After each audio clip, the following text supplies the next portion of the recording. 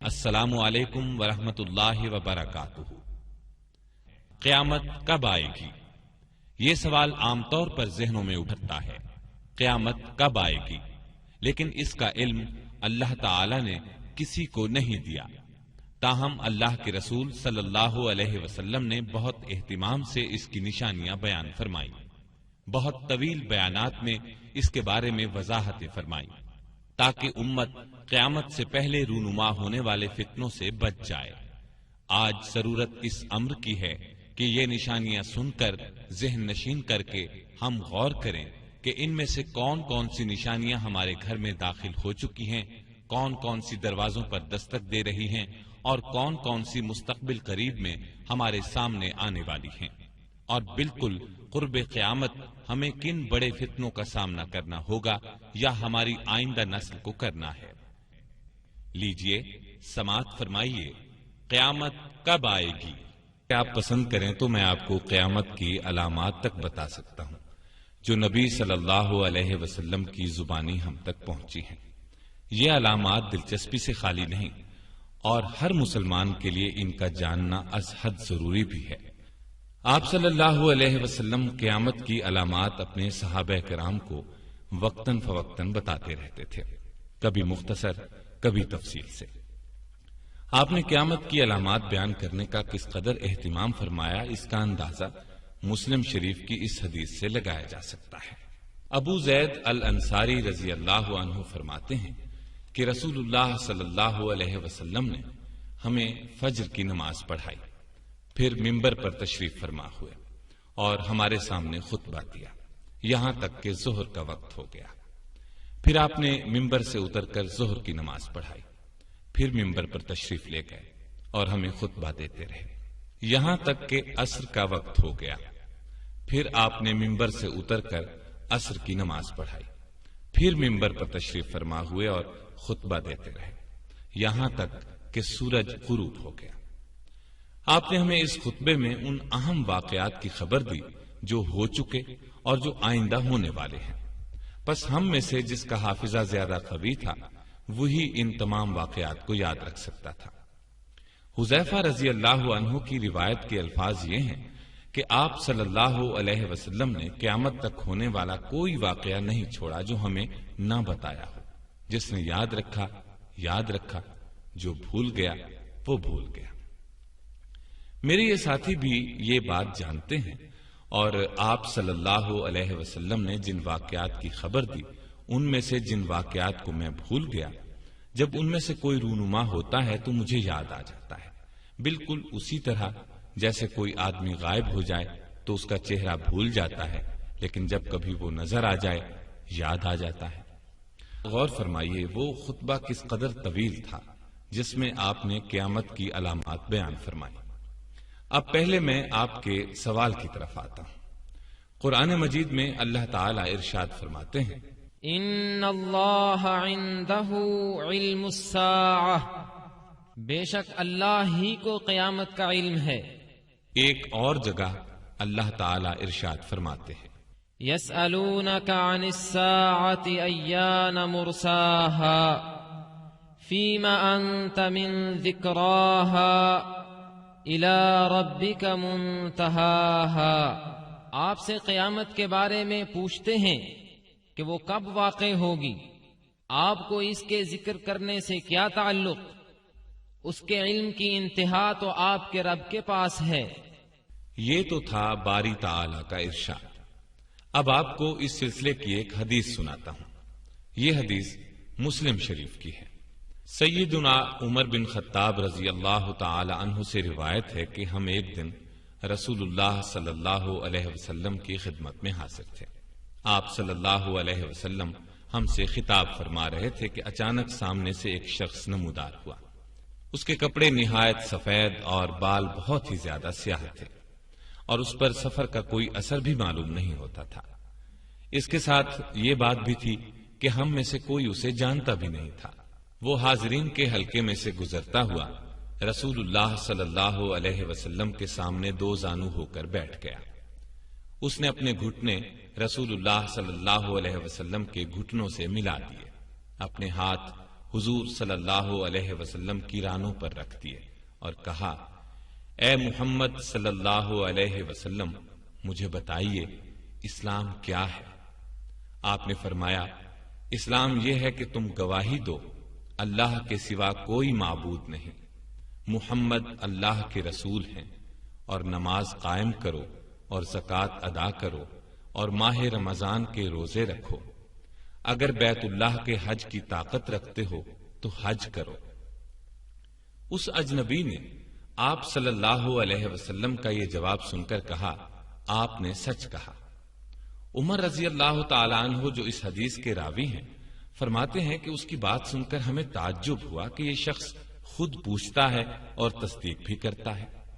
اس کے بعد اس نے پوچھا، اب مجھے بتائیے ایمان کیا ہے؟ آپ صلی اللہ علیہ وسلم نے فرمایا، ایمان یہ ہے کہ تم اللہ، اس کے فرشتوں، اس کی کتابوں، اس کے رسولوں اور قیامت کے دن کو حق جانو اور مانو، ہر خیر اور شر کو بھی حق جانو اور مانو۔ اس نے کہا، آپ نے سچ فرمایا۔ اس کے بعد اس اجنبی نے پوچھا، آپ مجھے بتائیے احسان کیا ہے؟ آپ نے فرمایا، احسان یہ ہے کہ اللہ کی بندگی تم اس طرح کرو گویا تم اس کو دیکھ رہے ہو، کیونکہ اگرچہ تم اس کو نہیں دیکھتے لیکن وہ تو تمہیں دیکھ رہا ہے۔ پھر اس نے پوچھا، مجھے قیامت کے بارے میں بتائیے کہ کب واقع ہوگی؟ آپ نے اس کے جواب میں فرمایا، جس سے یہ سوال کیا جا رہا ہے وہ اس سوال کرنے والے سے زیادہ نہیں جانتا۔ پھر اس نے کہا، مجھے اس کی کچھ نشانیاں ہی بتائیے۔ آپ صلی اللہ علیہ وسلم نے فرمایا، اس کی ایک نشانی تو یہ ہے کہ لونڈی اپنی مالکہ اور آقا کو جنے گی۔ ایک نشانی یہ ہے کہ تم دیکھو گے جن کے پاؤں میں جوتا اور تن پر کپڑے نہیں ہیں اور جو تنگ دست اور بکریاں چرانے والے ہیں، وہ بڑی بڑی عمارتیں بنانے لگیں گے اور اس میں ایک دوسرے پر بازی لے جانے کی کوشش کریں گے۔ عمر رضی اللہ تعالی عنہ فرماتے ہیں کہ یہ باتیں کر کے وہ اجنبی چلا گیا۔ پھر کچھ عرصہ گزرنے پر آپ صلی اللہ علیہ وسلم نے مجھ سے فرمایا، اے عمر، کیا تم جانتے ہو وہ سوال کرنے والا کون تھا؟ میں نے عرض کیا، اللہ اور اس کا رسول ہی زیادہ جاننے والے ہیں۔ آپ صلی اللہ علیہ وسلم نے فرمایا، وہ جبریل تھے، تمہاری اس مجلس میں اسی لیے آئے تھے کہ تم لوگوں کو تمہارا دین سکھا دیں۔ یہ حدیث بخاری میں بھی ہے۔ اس میں آپ صلی اللہ علیہ وسلم نے واضح طور پر ارشاد فرما دیا کہ قیامت کا علم مجھے بھی نہیں۔ آپ صلی اللہ علیہ وسلم نے قیامت کے آثار اور نشانیاں اس قدر وضاحت سے اور کھول کھول کر بیان فرمائی ہیں کہ حیرت ہوتی ہے۔ ویسے آج کے دور میں فتنوں سے بچنے کے لیے ان نشانیوں کا جاننا ہر مسلمان کے لیے انتہائی ضروری ہے۔ قیامت دراصل سورہ اسرافیل کی اس خوفناک چیخ کا نام ہے جس سے پوری کائنات پر زلزلہ طاری ہو جائے گا۔ اس زلزلے کے ابتدائی جھٹکوں سے ہی مائیں اپنے دودھ پیتے بچوں کو بھول جائیں گی، حاملہ عورتوں کے حمل ساقط ہو جائیں گے۔ اس چیخ اور زلزلے کی شدت میں مسلسل تیزی آتی جائے گی، تمام انسان اور جانور اس سے مرنا شروع ہو جائیں گے، یہاں تک کہ زمین اور آسمان میں کوئی جاندار زندہ نہیں بچے گا۔ زمین پھٹ جائے گی، پہاڑ دھنی ہوئی اون کی طرح اڑتے پھریں گے، ستارے ٹوٹ ٹوٹ کر گریں گے، چاند اور سورج اپنی روشنی کھو بیٹھیں گے، پورا عالم گھنگھور تاریکی کی لپیٹ میں آ جائے گا، آسمان بھی ٹوٹ پھوٹ جائے گا۔ اس طرح پوری کی پوری کائنات موت کی آغوش میں جا سوئے گی۔ اس عظیم دن کی خبر تمام انبیاء کرام نے اپنی اپنی امتوں کو دی۔ نبی کریم صلی اللہ علیہ وسلم نے آ کر بتایا کہ قیامت قریب آ پہنچی اور میں اس دنیا میں اللہ کا آخری رسول ہوں۔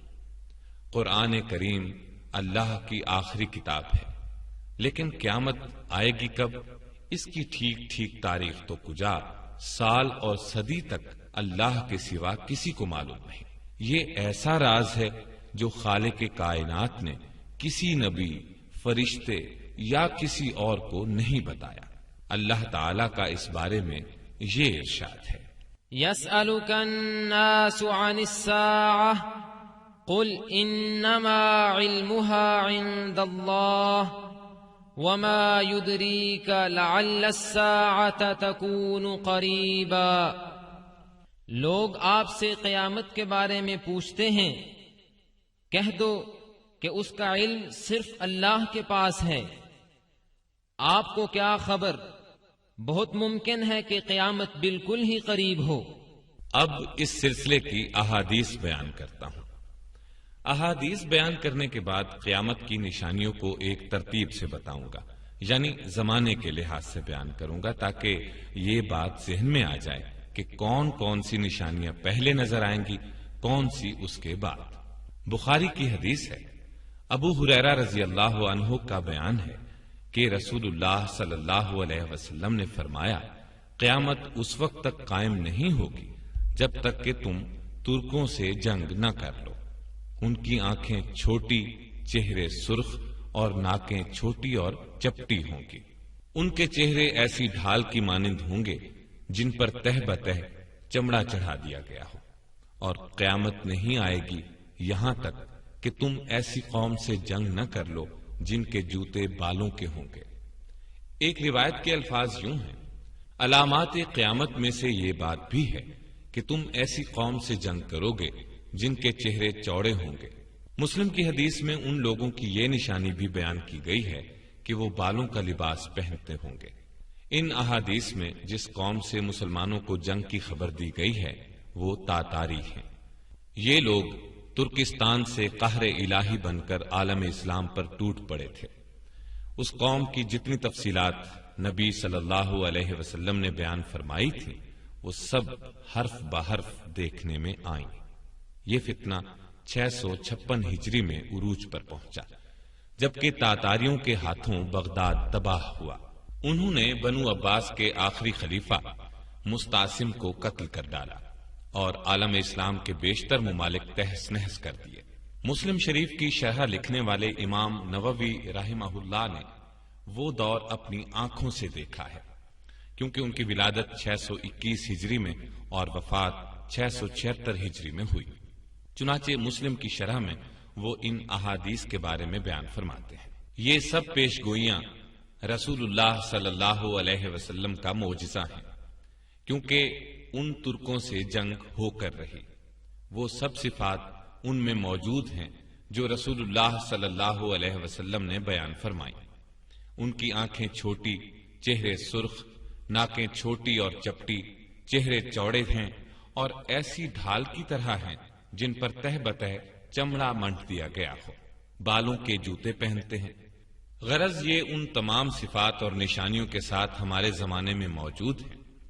مسلمانوں نے ان سے بارہا جنگ کی ہے اور اب بھی کر رہے ہیں۔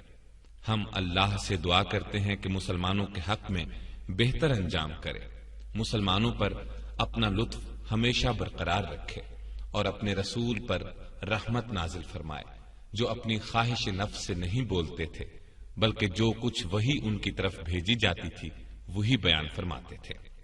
بہت خوب، یہ باتیں سن کر ایک عجیب سا مزہ آ رہا ہے۔ میں زندگی میں یہ باتیں پہلی بار سن رہا ہوں۔ مطلب یہ کہ یہ علامت تو پوری ہو چکی ہے۔ ہاں بالکل۔ اب سنیے، قیامت کی ایسی ہی علامات میں سے ایک علامت حجاز کی آگ۔ کیا فرمایا؟ حجاز کی آگ؟ میں سمجھا نہیں۔ میں وضاحت کرتا ہوں۔ یہ حدیث بھی بخاری اور مسلم کی ہے۔ ابو ہریرہ رضی اللہ تعالی عنہ فرماتے ہیں کہ نبی کریم صلی اللہ علیہ وسلم نے فرمایا، قیامت اس وقت تک نہیں آئے گی جب تک کہ سرزمین حجاز سے ایک آگ نہیں نکلے گی۔ وہ آگ بسرا میں اونٹوں کی گردنیں روشن کر دے گی۔ یہ بات بھی سمجھ میں نہیں آئی۔ وضاحت کرتا ہوں۔ یہ عظیم آگ تاتار کے فتنے سے قریباً 1 سال پہلے مدینہ طیبہ کے نواح میں انہی صفات کے ساتھ ظاہر ہو چکی ہے جو ان احادیث میں بیان کی گئی ہیں۔ یہ آگ جمعہ 6 جمادی الثانی 654 ہجری کو نکلی اور آگ کے بڑے سمندر کی طرح میلوں میں پھیل گئی۔ جو پہاڑ اس کی زد میں آئے ان کو اس نے راکھ بنا ڈالا۔ 52 دن تک یعنی 27 رجب تک مسلسل بھڑکتی رہی اور پوری طرح سرد ہونے میں 3 ماہ لگ گئے۔ اس آگ کی روشنی مکہ مکرمہ، یمبو، تیما، حتیٰ کہ حدیث کے الفاظ کے مطابق بسرا جیسے دور دراز مقام پر بھی دیکھی گئی۔ اس آگ کی خبر پورے عالم اسلام میں پھیل گئی تھی۔ چنانچہ اس زمانے کے محدثین اور مورخین نے اپنی تصانیف میں بہت تفصیل سے اس کا ذکر کیا ہے۔ مسلم شریف کی شرح لکھنے والے امام نووی اس حدیث کی شرح میں فرماتے ہیں، حدیث میں جس آگ کی خبر دی گئی ہے یہ قیامت کی علامات میں سے ایک مستقل علامت ہے، اور ہمارے زمانے میں مدینہ طیبہ میں ایک آگ 654 ہجری میں نکلی ہے جو بہت عظیم آگ تھی۔ مدینہ طیبہ سے مشرقی سمت میں حرہ کے پیچھے نکلی ہے۔ تمام اہل شام اور سب شہروں میں اس کی خبر پہنچ چکی ہے۔ خود مجھے مدینے کے ان لوگوں نے اس کی خبر دی ہے جو اس وقت مدینے میں موجود تھے۔ مشہور مفسر امام محمد بن احمد قرطبی بھی اس زمانے کے بلند پایہ عالم ہیں۔ وہ بھی بخاری اور مسلم کی اس حدیث کے ذیل میں لکھتے ہیں، حجاز میں مدینہ طیبہ سے ایک آگ نکلی ہے، اس کی ابتدا زبردست زلزلے سے ہوئی۔ یہ زلزلہ بدھ 3 جمادی الثانی 654 ہجری کی رات عشاء کے بعد آیا اور جمعے کے دن چاشت کے وقت تک جاری رہ کر ختم ہو گیا، اور آگ قریظہ کے مقام پر حرہ کے پاس نمودار ہوئی۔ یہ ایسے عظیم شہر کی صورت میں نظر آ رہی تھی جس کے گرد فصیل بنی ہوئی ہو اور اس پر کنگرے، برج اور مینارے بنے ہوئے ہوں۔ کچھ ایسے لوگ بھی دکھائی دیے جو اس آگ کو ہانک رہے تھے۔ جس پہاڑ پر سے گزرتی تھی اس کو گرا کر راکھ بنا دیتی تھی، پگھلا دیتی تھی۔ آگ کے اس مجموعے میں سے ایک حصہ سرخ اور نیلا نہر کی صورت میں نکلتا تھا۔ اس میں بادل کی سی گرج تھی۔ وہ سامنے کی چٹانوں کو اپنی لپیٹ میں لے لیتا تھا اور عراقی مسافرین کے اڈے تک پہنچ جاتا تھا۔ اس کی وجہ سے راکھ ایک بڑے پہاڑ کی مانند جمع ہو گئی تھی۔ پھر آگ مدینے کے قریب پہنچ گئی، مگر اس کے باوجود مدینے میں ٹھنڈی ہوا آتی رہی۔ اس آگ میں سمندر جیسا جوش و خروش دیکھا گیا۔ میرے ایک ساتھی نے مجھے بتایا کہ میں نے اس آگ کو 5 دن کے فاصلے سے فضا میں بلند ہوتے دیکھا، اور میں نے سنا ہے وہ مکے اور بسرا کے پہاڑوں سے بھی دیکھی گئی ہے۔ اس کے بعد امام قرطبی نے لکھا ہے، یہ واقعہ رسول اللہ صلی اللہ علیہ وسلم کی نبوت کے دلائل میں سے ہے۔ اس آگ کے بارے میں محدث ابو شامہ المقدسی الدمشقی نے بھی اپنی کتاب میں قریب یہی تفصیلات لکھی ہیں۔ علامہ سمہودی نے اپنی کتاب وفاء الوفا میں اس زمانے کے لوگوں کے بیانات قلم بند کیے ہیں۔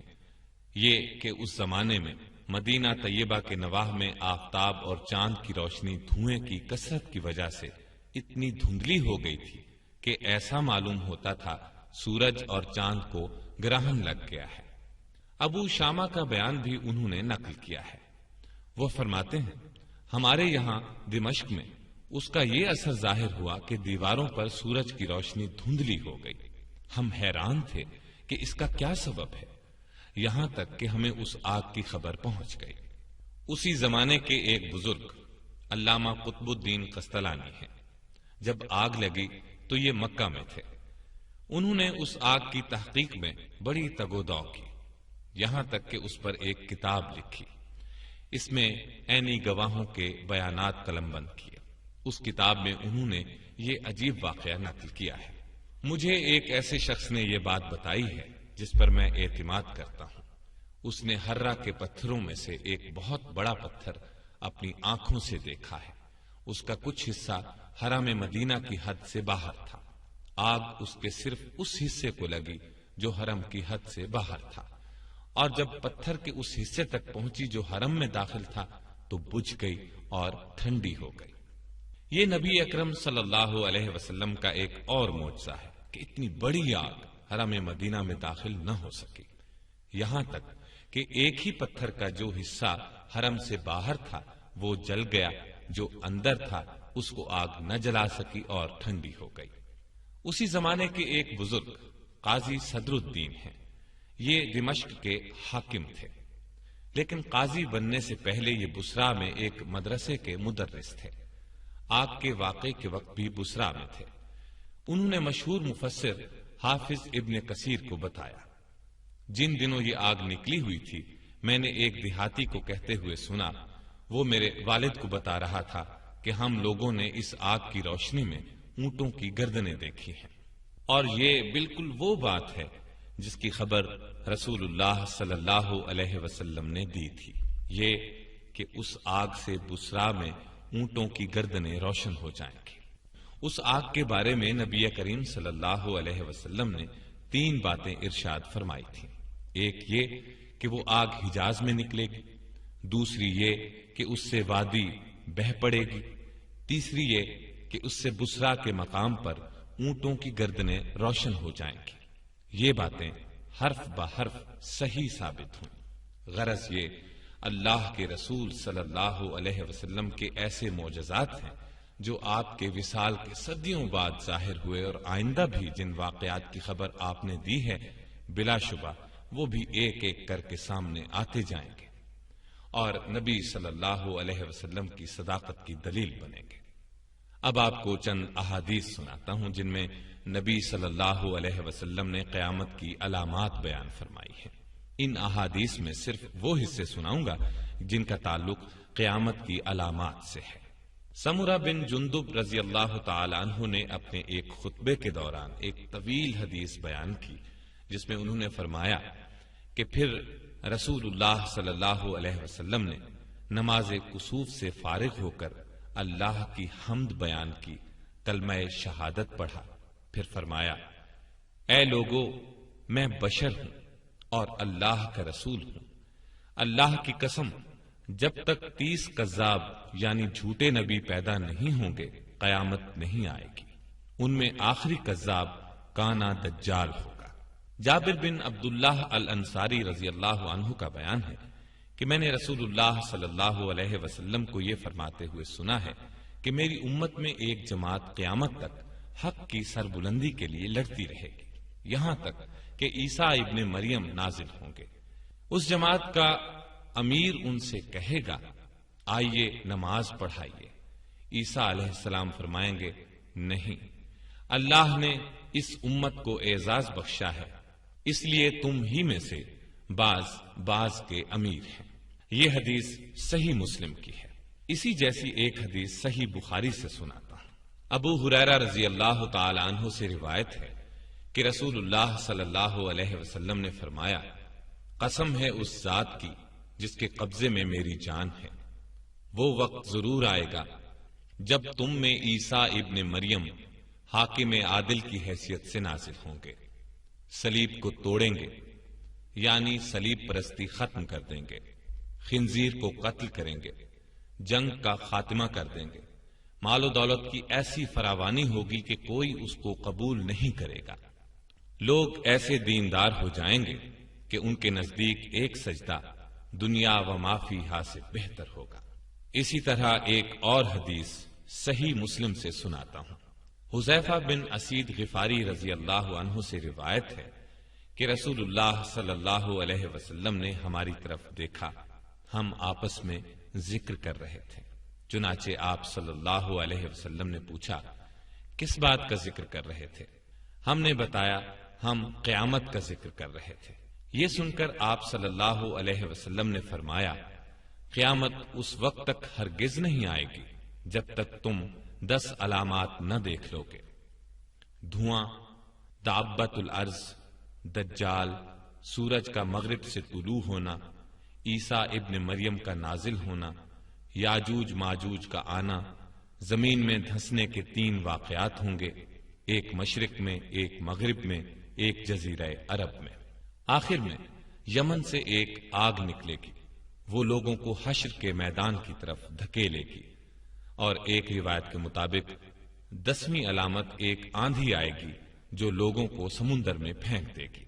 صحیح مسلم کی ایک اور روایت میں ہے، ابو ہریرہ رضی اللہ تعالی عنہ سے روایت ہے کہ رسول اللہ صلی اللہ علیہ وسلم نے ارشاد فرمایا، 6 چیزوں سے پہلے نیک کاموں میں جلدی کرو: دھواں، دجال، دابت الارض، سورج کا مغرب سے طلوع ہونا اور ایک عام اور خاص لوگوں کا فتنہ۔ تفسیر ابن کثیر میں اس دھوئیں کی وضاحت لکھی ہے کہ یہ دھواں قیامت کے بالکل نزدیک نظر آئے گا۔ یہ دھواں کفار پر چھا جائے گا اور ان کے لیے یہ دردناک عذاب ہوگا۔ اس دھوئیں سے مومنوں کو تو صرف زکام سا محسوس ہوگا، لیکن کفار اور منافقین کے یہ کانوں میں گھس جائے گا، جس سے ان کے سر ایسے گرم اور سخت ہو جائیں گے جیسے آگ پر بھون دیے گئے ہوں۔ دابت الارض کا مطلب یہ ہے کہ قیامت کے نزدیک اللہ تعالی زمین سے ایک جانور کو نکالیں گے، وہ ان سے باتیں کرے گا۔ یہ وہ وقت ہوگا جب عیسیٰ علیہ السلام کی وفات ہو چکی ہوگی اور اللہ کی نافرمانی اور کفر دنیا میں پھیل چکا ہوگا، اسلام کے اکثر حصے پر عمل چھوڑ دیا گیا ہوگا۔ تو اس وقت اللہ تعالیٰ اس جانور کو نکالے گا جو مومن اور کافر میں فرق کرے گا، تاکہ لوگ کفر سے باز آ جائیں۔ پھر یہ جانور غائب ہو جائے گا، لوگوں کو سنبھلنے کی مہلت دی جائے گی، مگر وہ پھر بھی سرکشی پر اڑے رہیں گے۔ تب آفتاب کے مغرب سے طلوع ہونے کا عظیم واقعہ پیش آئے گا۔ اس کے بعد کسی کافر کی توبہ قبول نہیں ہوگی۔ اب ایک طویل ترین حدیث سناتا ہوں جس میں بہت زیادہ وضاحت اور تفصیل ہے، سنیے۔ نواس بن سمعان رضی اللہ تعالی عنہ کا بیان ہے کہ ایک صبح رسول اللہ صلی اللہ علیہ وسلم نے دجال کا ذکر فرمایا اور اس کے فتنے کے بارے میں وضاحت فرمائی۔ اس بیان کو سن کر خوف کی وجہ سے ہمیں یوں لگا جیسے دجال قریبی نخلستان میں موجود ہو۔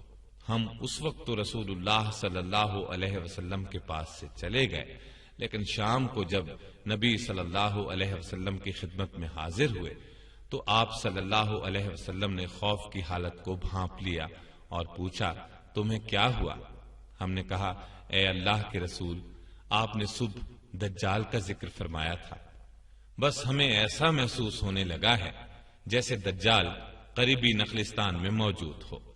یہ سن کر رسول اللہ صلی اللہ علیہ وسلم نے ارشاد فرمایا، اپنی امت کے بارے میں مجھے دجال سے زیادہ دوسری چیز کا ڈر ہے، کیونکہ دجال اگر میری زندگی میں نکلا تو تمہاری طرف سے اس کا مقابلہ کرنے والا میں موجود ہوں، لہذا تمہیں فکر کی ضرورت نہیں، اور اگر وہ میری وفات کے بعد نکلا تو ہر مسلمان اپنا دفاع خود کرے گا، میرے بعد اللہ تعالیٰ تو ہر مسلمان کا حامی و ناصر ہے ہی۔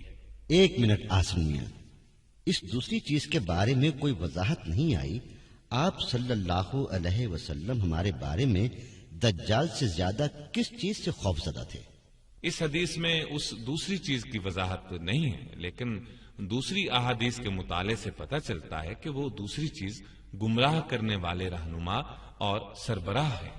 اب آگے حدیث سنیں۔ دجال کی علامات اور حالات پھر سن لو۔ وہ جوان ہوگا، بال سخت گھنگریالے ہوں گے، اس کی ایک آنکھ بے نور ہوگی۔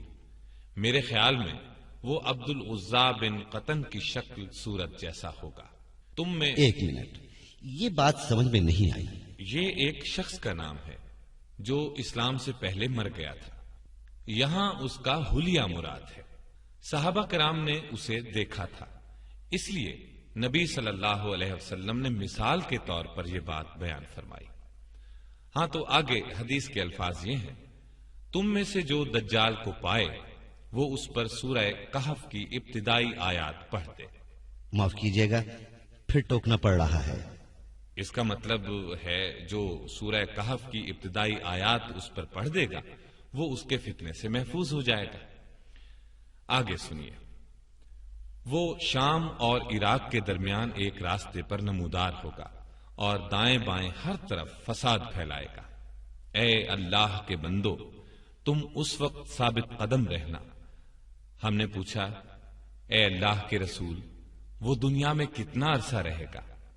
آپ صلی اللہ علیہ وسلم نے فرمایا، 40 روز، جن میں سے ایک دن 1 سال کے برابر، اور ایک دن 1 مہینے کے برابر، اور ایک دن 1 ہفتے کے برابر ہوگا، اور باقی ایام عام دنوں کے برابر ہوں گے۔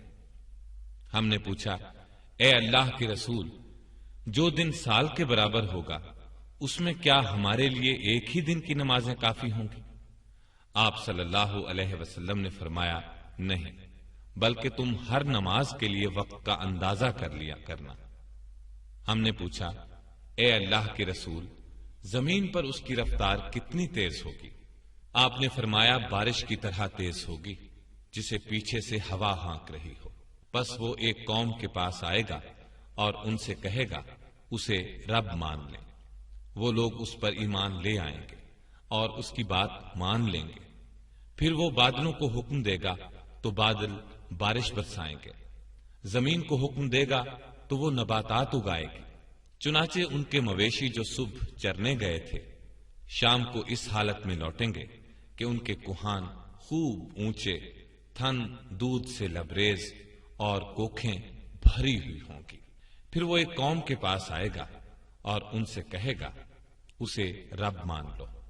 وہ انکار کریں گے تو دجال وہاں سے چلا جائے گا، لیکن دوسری صبح جب یہ لوگ اٹھیں گے تو ان میں قحط پھیل چکا ہوگا، ان کے مال مویشی میں سے کچھ بھی باقی نہیں بچے گا، اور دجال ایک ویران زمین سے گزرے گا تو اس سے کہے گا اپنے خزانے اگل دے، تو زمین کے خزانے نکل کر اس طرح اس کے پیچھے چلیں گے جیسے شہد کی مکھیاں اپنے بادشاہ کے پیچھے چلتی ہیں۔ پھر وہ ایک پرشباب آدمی کو بلائے گا اور اسے تلوار مار کر 2 ٹکڑے کر دے گا۔ اس کے دونوں ٹکڑوں کے درمیان اتنا فاصلہ ہوگا جتنا تیر مارنے والے اور اس کے نشانے کے درمیان ہوتا ہے۔ پھر وہ اس نوجوان کو آواز دے گا، پس وہ نوجوان زندہ ہو کر ہنستا ہوا پر رونق چہرے کے ساتھ اس کی طرف بڑھے گا۔ ابھی یہ اسی حال میں ہوگا کہ اللہ تعالی عیسیٰ ابن مریم کو بھیج دے گا۔ وہ دمشق کے مشرقی جانب سفید مینارے پر اتریں گے۔ اس وقت وہ ہلکے زرد رنگ کی 2 چادروں میں ہوں گے۔ وہ دونوں ہاتھ 2 فرشتوں کے بازوؤں پر رکھے ہوئے ہوں گے۔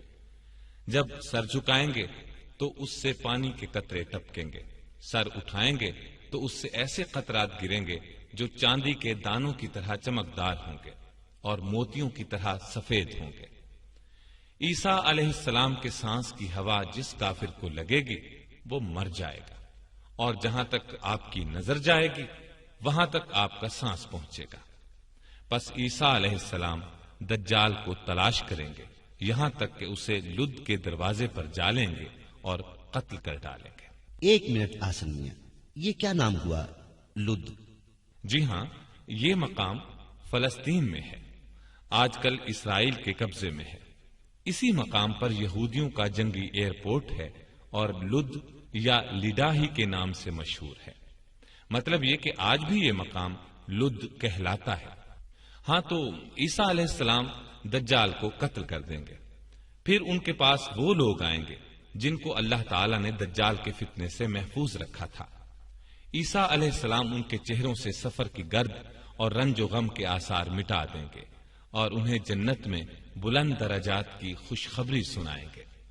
عیسیٰ علیہ السلام اسی قسم کے حالات میں ہوں گے کہ اللہ تعالیٰ ان کے پاس وحی بھیجے گا کہ اب میں نے اپنی ایسی مخلوق یعنی یاجوج ماجوج کو نکالا ہے جس سے لڑنے کی کسی میں طاقت نہیں، لہذا آپ میرے خاص بندوں یعنی مومنین کو کوہ طور پر جمع کر لیجیے۔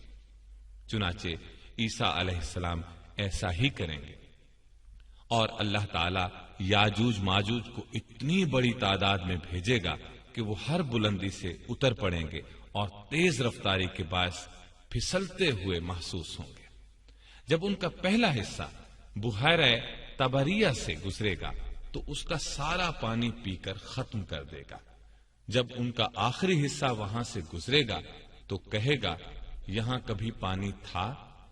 عیسیٰ ابن مریم اور ان کے ساتھی اس وقت کوہ طور پر محصور ہو چکے ہوں گے، اور کھانے پینے کی چیزوں کی کمی کا اس وقت یہ حال ہوگا کہ ایک بیل کے سر کو 100 دیناروں سے بہتر خیال کیا جائے گا۔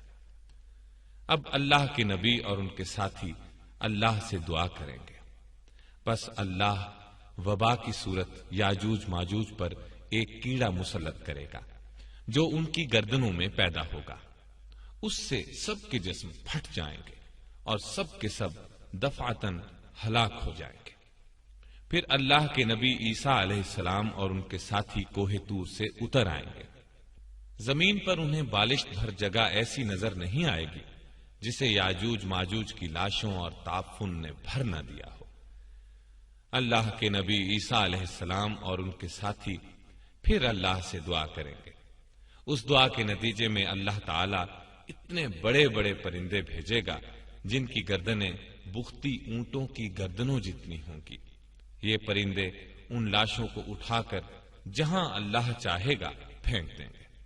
پھر اللہ ایسی بارش برسائے گا جس سے نہ کوئی مٹی کا گھر بچے گا نہ چمڑے کا خیمہ، یعنی بارش مکانات والی بستیوں میں بھی ہوگی اور ان جنگلوں میں بھی جہاں خانہ بدوش خیموں میں رہتے ہیں۔ یہ بارش زمین کو دھو کر آئینے کی مانند صاف کر دے گی۔ پھر اللہ تعالی زمین کو حکم دے گا اپنی پیداوار اگا اور اپنی برکت پھر سے ظاہر کر دے۔ چنانچہ ایسا ہوگا، اور ایک انار اتنا بڑا ہوگا کہ اس کو آدمیوں کی ایک پوری جماعت کھا سکے گی، اور اس کے چھلکے کے نیچے لوگ سایہ حاصل کریں گے۔ دودھ میں اتنی برکت ہوگی کہ دودھ دینے والی ایک اونٹنی لوگوں کی بہت بڑی جماعت کے لیے کافی ہوگی، اور دودھ دینے والی گائے پورے قبیلے کے لیے کافی ہوگی، اور دودھ دینے والی بکری پوری برادری کے لیے کافی ہوگی۔ لوگ اسی حال میں ہوں گے کہ اللہ ایک خوشگوار ہوا بھیج دے گا جو ان کی بغلوں کے زیریں حصے میں اثر انداز ہو کر ہر مومن اور مسلمان کی روح قبض کرنے کا سبب بن جائے گی، اور دنیا میں صرف بدترین لوگ باقی رہ جائیں گے جو گدھوں کی طرح کھلم کھلا زنا کریں گے۔ چنانچہ قیامت انہی بدترین لوگوں پر آئے گی۔ یہ حدیث مسلم، ابو داؤد، ترمذی، ابن ماجہ وغیرہ کتب احادیث میں موجود ہے۔ ایک اور حیرت انگیز حدیث سناتا ہوں، وہ بھی صحیح مسلم کی ہے۔ ابو ہریرہ رضی اللہ تعالیٰ عنہ فرماتے ہیں کہ رسول اللہ صلی اللہ علیہ وسلم نے فرمایا، قیامت سے پہلے یہ واقعہ ضرور ہو کر رہے گا کہ اہل روم اعماق یا وابق کے مقام پر پہنچ جائیں گے۔ ان کی طرف مدینے سے ایک لشکر پیش قدمی کرے گا۔ وہ اس زمانے کے بہترین لوگوں پر مشتمل ہوگا۔ جب دونوں لشکر آمنے سامنے صف بستہ ہوں گے تو رومی کہیں گے، ہمارے جو آدمی قید کیے گئے ہیں اور جو اب مسلمان ہو چکے ہیں انہیں اور ہمیں تنہا چھوڑ دو، ہم ان سے جنگ کریں گے۔ مسلمان کہیں گے، نہیں، اللہ کی قسم ہم اپنے بھائیوں کو ہرگز تمہارے حوالے نہیں کریں گے۔ اس پر وہ ان سے جنگ کریں گے۔ ان میں سے 1/3 مسلمان بھاگ کھڑے ہوں گے جن کی توبہ اللہ تعالیٰ کبھی قبول نہیں کریں گے، یعنی ان کو توبہ کی توفیق بھی نہیں ہوگی، اور 1/3 مسلمان قتل ہو جائیں گے جو اللہ کے نزدیک افضل ترین شہداء ہوں گے۔ باقی 1/3 مسلمان فتح حاصل کر لیں گے۔ اس کا نتیجہ یہ ہوگا کہ یہ لوگ آئندہ کے لیے ہر فتنے سے محفوظ ہو جائیں گے۔ اس کے بعد جلد ہی یہ لوگ قسطنطینیہ فتح کر لیں گے۔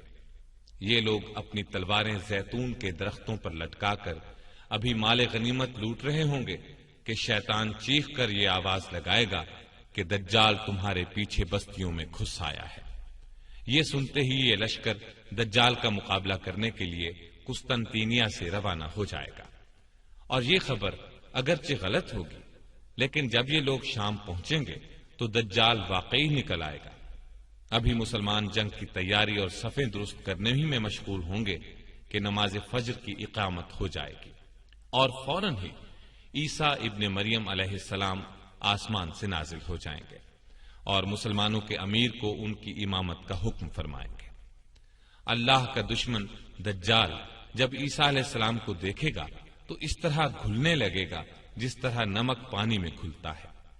چنانچہ اگر وہ اس کو قتل نہ کریں تب بھی وہ گھل گھل کر ہلاک ہو جائے، لیکن اللہ اسے ان کے ہاتھوں سے قتل کرائے گا، اور وہ لوگوں کو اپنے حربے پر اس کا خون لگا ہوا دکھائیں گے۔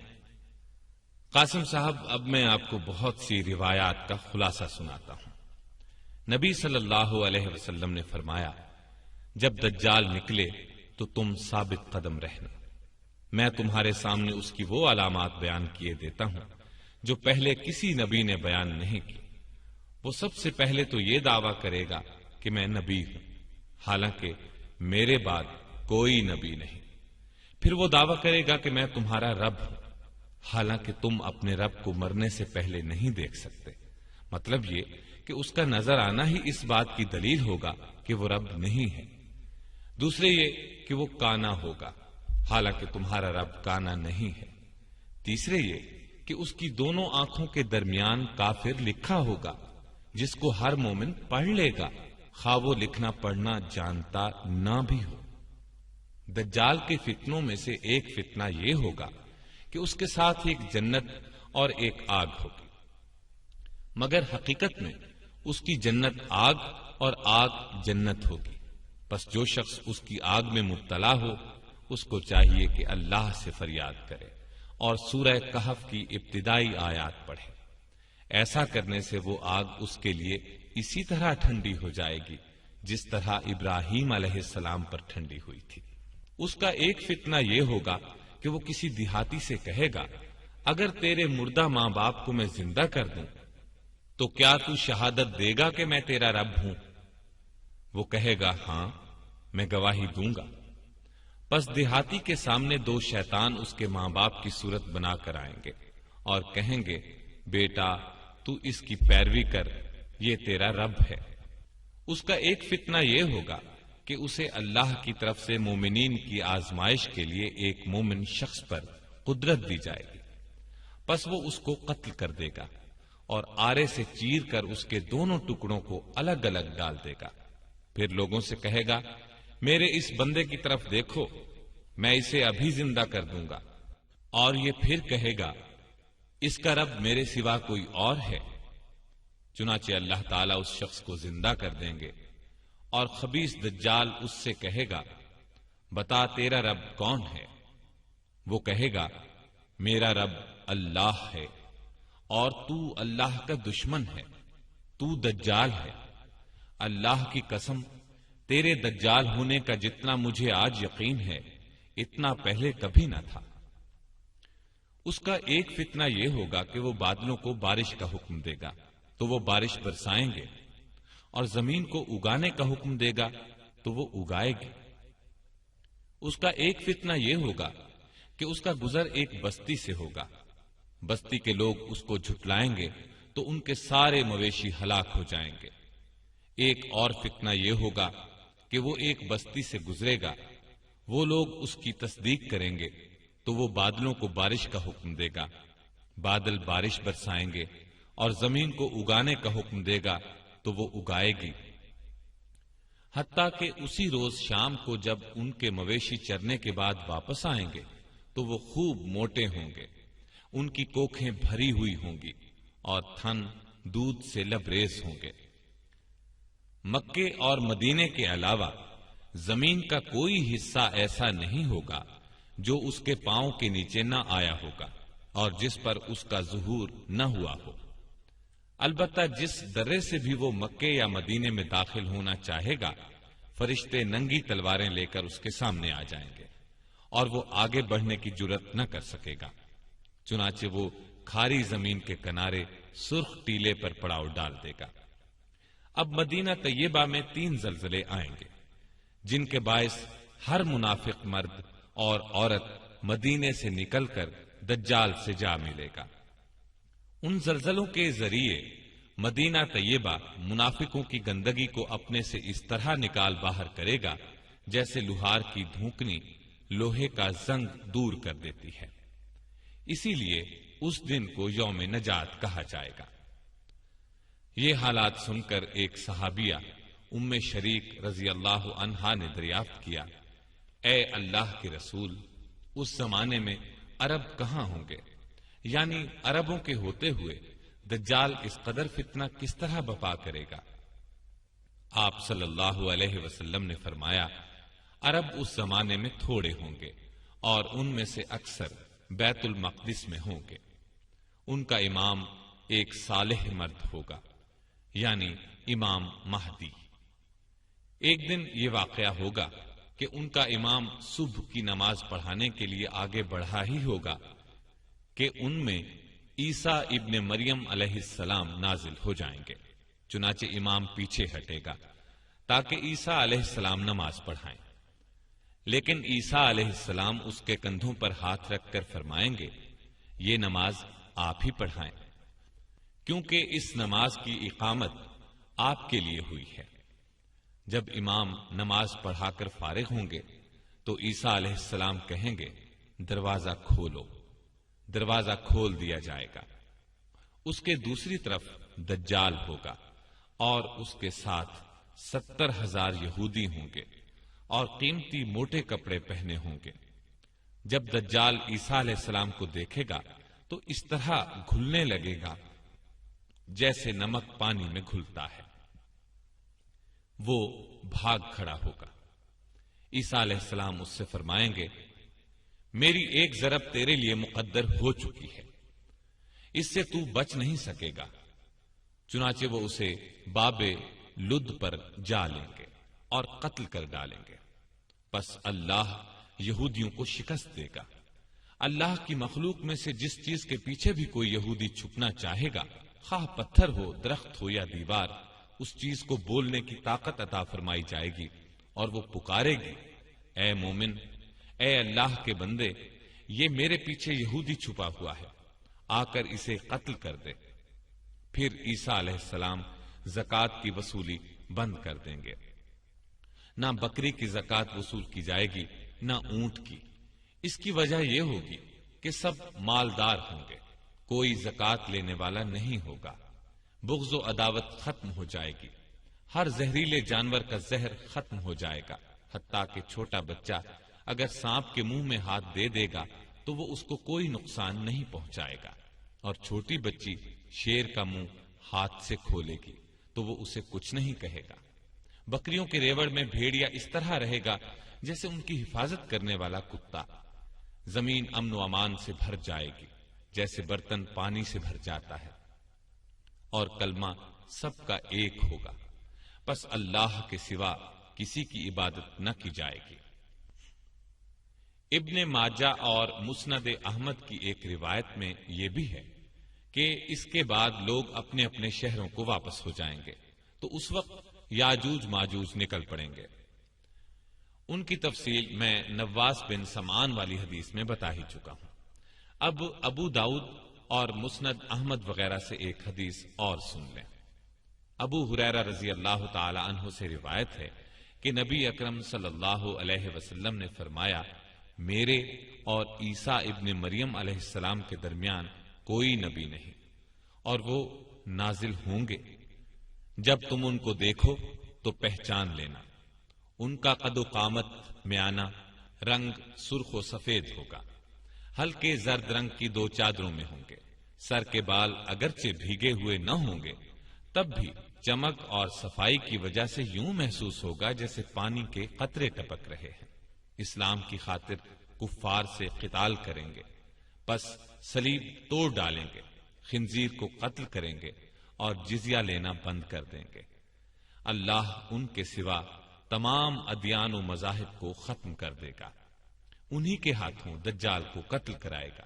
پس عیسیٰ علیہ السلام زمین میں 40 سال رہ کر وفات پائیں گے اور مسلمان ان کی نماز جنازہ پڑھیں گے۔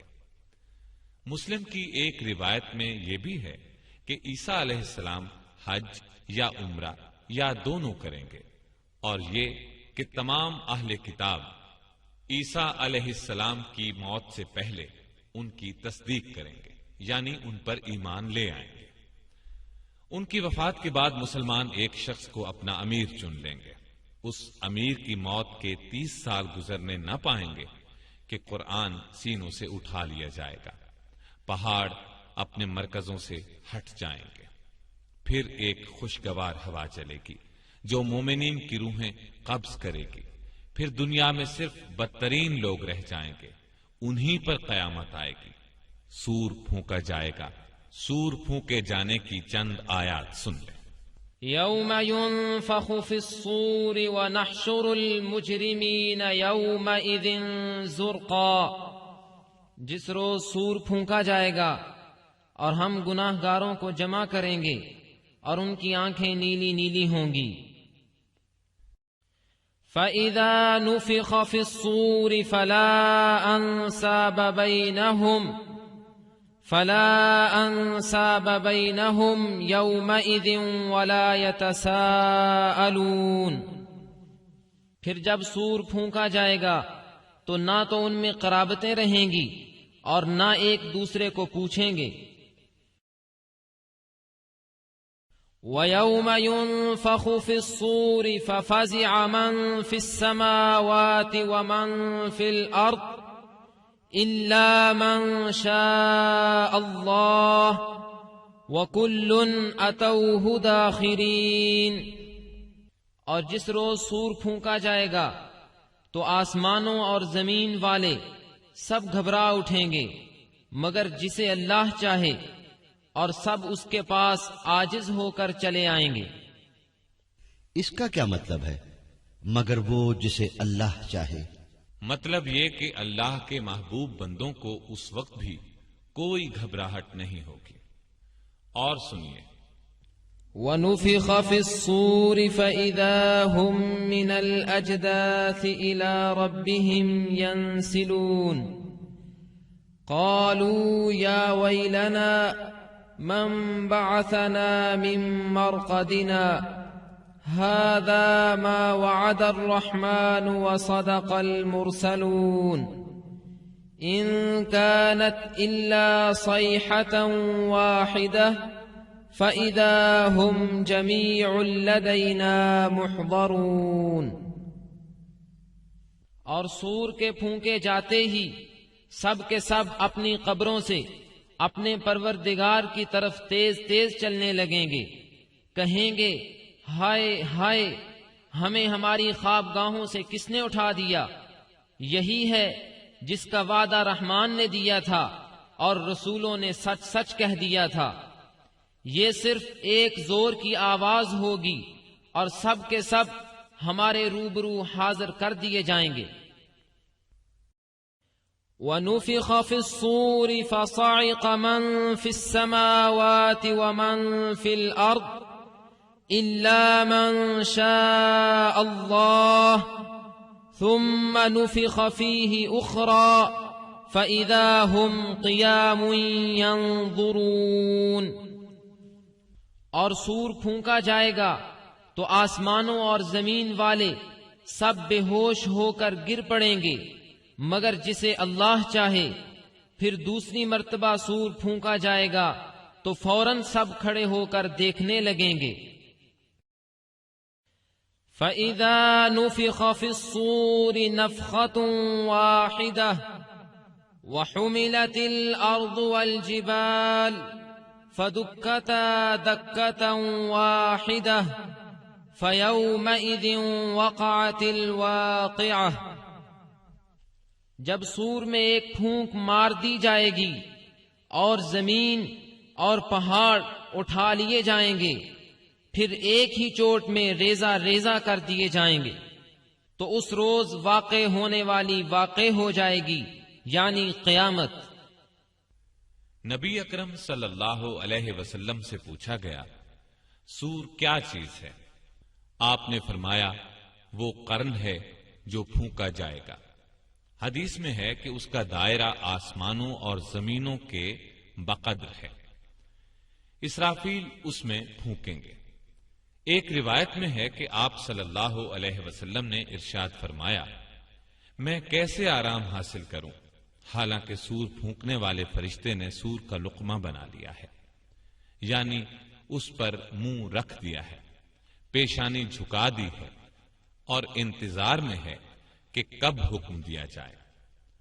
نبی اکرم صلی اللہ علیہ وسلم نے فرمایا، اس وقت لوگوں کا یہ حشر ہوگا، مارے گھبراہٹ کے آنکھیں کیری ہو رہی ہوں گی، ایک دوسرے سے چپکے چپکے کہہ رہے ہوں گے، دنیا میں تو ہم بہت ہی کم رہے، زیادہ سے زیادہ 10 دن رہے ہوں گے۔ اللہ ان کی اس پوشیدہ بات چیت کو بھی بخوبی جانتے ہیں۔ ان میں سے ایک عاقل اور کامل آدمی کہے گا، 10 دن بھی کہاں، ہم تو صرف ایک ہی دن دنیا میں ٹھہرے۔ غرض کفار کو دنیا کی زندگی ایک خواب معلوم ہوگی۔ اس وقت وہ قسمیں کھا کھا کر کہیں گے کہ ہم تو دنیا میں بس ایک گھڑی ہی ٹھہرے۔ سورہ طٰہٰ کی آیت کی یہ تفسیر ابن کثیر میں ہے۔ اب میں اپنی بات کو لپیٹتا ہوں، ترتیب سے واقعات بیان کرنے کی کوشش کروں گا، یعنی زمانے کے اعتبار سے ان کو ترتیب دینے کی کوشش کروں گا، تاکہ اس بات کی وضاحت ہو جائے کہ کون سا واقعہ پہلے اور کون سا اس کے بعد پیش آئے گا۔ قیامت کی بڑی بڑی علامات میں سرزمین حجاز سے آگ کا نکلنا یہ واقعہ پیش آ چکا ہے۔ اس طرح فتنہ تاتار بپا ہو چکا، گھر گھر سے گانے بجانے کی آوازیں ہم سن رہے ہیں، بے حیائی عام ہم آنکھوں سے دیکھ رہے ہیں، والدین کی نافرمانی کوئی ڈھکی چھپی بات نہیں، باپ کے مقابلے میں لوگ دوستوں کو ترجیح دیتے ہیں، یہ بھی اب عام بات ہے۔ میں تو اب ان علامات کو ترتیب وار بیان کروں گا جن کو ابھی معرض وجود میں آنا ہے، لیکن ان میں سے عام علامات جو اب دیکھنے میں آ رہی ہیں بتاتا چلوں۔ یہ مختلف احادیث میں موجود ہیں، یہاں ان کو جمع کر رہا ہوں۔ یہ تمام نبی اکرم صلی اللہ علیہ وسلم کے ارشادات ہیں۔ لوگوں پر ایک ایسا زمانہ آئے گا کہ دین پر قائم رہنے والے کی حالت اس شخص کی طرح ہوگی جس نے انگارے کو مٹھی میں پکڑ رکھا ہو۔ دنیاوی اعتبار سے سب سے نصیب والا وہ ہوگا جو خود بھی کمینہ اور اس کا باپ بھی کمینہ ہو۔ لیڈر بہت اور امانت دار کم ہوں گے، قبیلوں اور قوموں کے لیڈر منافق، رذیل ترین اور فاسق ہوں گے، بازاروں کے رئیس تاجر ہوں گے، پولیس کی کثرت ہوگی، وہ ظالموں کی پشت پناہی کرے گی، بڑے بڑے عہدے نااہلوں کو ملیں گے، لڑکے حکومت کرنے لگیں گے، تجارت بہت زیادہ پھیل جائے گی، یہاں تک کہ تجارت میں عورت اپنے شوہر کا ہاتھ بٹائے گی، ناپ تول میں کمی کی جائے گی، لکھنے کا رواج بہت بڑھ جائے گا، مگر تعلیم صرف دنیا کے لیے حاصل کی جائے گی، قرآن کو گانے بجانے کا آلہ بنا لیا جائے گا، یعنی گا گا کر پڑھیں گے، ریا، شہرت اور مالی فائدے کے لیے قرآن کو گا گا کر پڑھنے والوں کی کثرت ہوگی، فقہا کی قلت ہوگی، علماء کو قتل کیا جائے گا، ان پر ایسا وقت آئے گا کہ وہ سرخ سونے سے زیادہ اپنی موت کو پسند کریں گے۔ اس امت کے آخری لوگ پہلے لوگوں پر لعنت کریں گے، امانت دار کو خائن اور خائن کو امانت دار کہا جائے گا، جھوٹے کو سچا اور سچے کو جھوٹا کہا جائے گا، اچھائی کو برا اور برائی کو اچھا سمجھا جائے گا، اجنبی لوگوں سے حسن سلوک کیا جائے گا اور رشتہ داروں کے حقوق پامال کیے جائیں گے، بیوی کی اطاعت اور ماں باپ کی نافرمانی کی جائے گی، مسجدوں میں شور و شغب اور دنیا کی باتیں ہوں گی، سلام صرف جان پہچان کے لوگوں کو کیا جائے گا، حالانکہ سلام ہر مسلمان کو کرنا چاہیے، چاہے اس سے جان پہچان ہو یا نہ ہو۔ طلاقوں کی کثرت ہوگی، نیک لوگ چھپتے پھریں گے، کمینے لوگوں کا دور دورہ ہوگا، لوگ فخر اور ریا کے طور پر اونچی اونچی عمارات بنانے میں ایک دوسرے کا مقابلہ کریں گے، شراب کا نام نبید، سود کا نام نفع اور رشوت کا نام ہدیہ رکھ کر ان کو حلال سمجھا جائے گا، سود، جوا، گانے بجانے کے آلات، شراب خوری اور زنا کی کثرت ہوگی، بے حیائی اور حرامی اولاد کی کثرت ہوگی، دعوت میں کھانے پینے کے علاوہ عورتیں بھی پیش کی جائیں گی، اچانک اموات کی کثرت ہوگی، لوگ موٹی موٹی گدیوں پر سواری کر کے مسجدوں کے دروازوں تک آئیں گے، ان کی عورتیں کپڑے پہنتی ہوں گی لیکن لباس باریک اور چست ہونے کی وجہ سے ننگی ہوں گی، ان کے سر بختی اونٹوں کے کوہانوں کی طرح ہوں گے، یعنی وہ اس طرح بال بنائیں گی تو اونٹ کے کوہان نظر آئیں گے، مٹک مٹک کر چلیں گے، لوگوں کو اپنی طرف مائل کریں گے، یہ لوگ نہ جنت میں داخل ہوں گے نہ اس کی خوشبو پائیں گے، مومن آدمی ان کے نزدیک باندی سے بھی زیادہ رذیل ہوگا، مومن ان برائیوں کو دیکھے گا مگر روک نہیں سکے گا، جس کی وجہ سے وہ اندر ہی اندر کڑھتا رہے گا، یہ تمام علامات نبی اکرم صلی اللہ علیہ وسلم نے اس زمانے میں بیان فرمائی جب ان کا تصور بھی مشکل تھا، لیکن آج ہم اپنی آنکھوں سے ان سب کو دیکھ رہے ہیں۔ کوئی علامت اپنی انتہا کو پہنچی ہوئی ہے، کوئی ابھی ابتدائی مرحلے میں ہے۔ جب یہ سب علامات اپنی انتہا کو پہنچ جائیں گی، اس وقت قیامت کی بڑی بڑی اور قریبی علامات کا سلسلہ شروع ہو جائے گا، جو مختصراً دوبارہ عرض کرتا ہوں۔ عیسیٰ علیہ السلام کی آمد سے قبل مسلمان امام مہدی کی قیادت میں رومیوں سے جنگ کریں گے اور جنگ میں قسطنطینیہ کو فتح کریں گے۔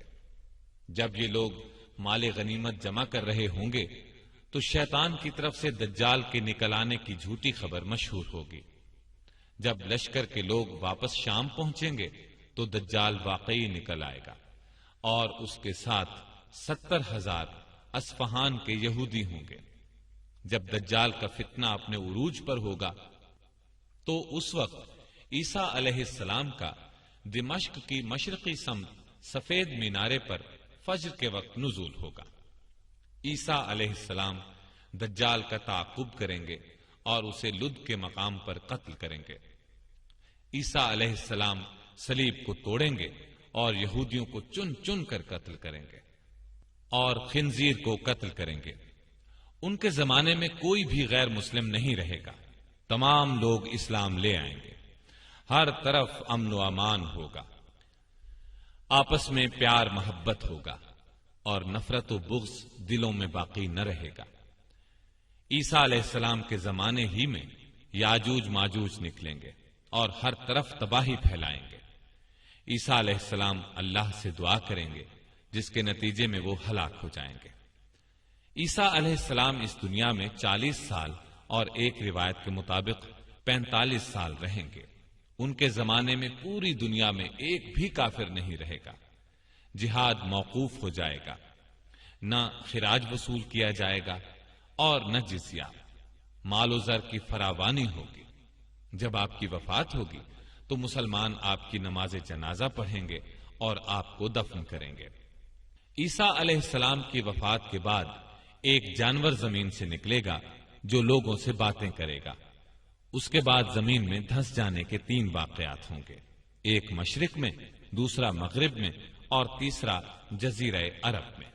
قیامت کی ایک بہت بڑی علامت یہ ہوگی کہ سورج ایک روز مغرب سے طلوع ہوگا، جسے دیکھتے ہی تمام کافر ایمان لے آئیں گے، لیکن اس علامت کے ظاہر ہونے کے بعد کسی کا ایمان لانا قبول نہیں کیا جائے گا اور گناہ گار مسلمانوں کی اس وقت کی توبہ بھی قبول نہ ہوگی۔